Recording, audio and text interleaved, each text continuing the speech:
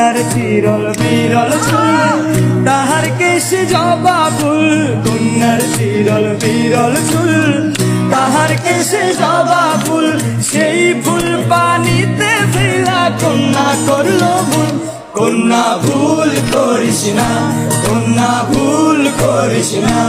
আমি ভুল করা কন্যার লগে কথা বলবো না। একটা ছিল সোনার কন্যা মেঘবরণ কেশ, ভাটি অঞ্চলে ছিল সেই কন্যার দেশ। দুই চোখে তারা হারে কি মায়া, নদীর জলে পড়লো কন্যার ছায়া।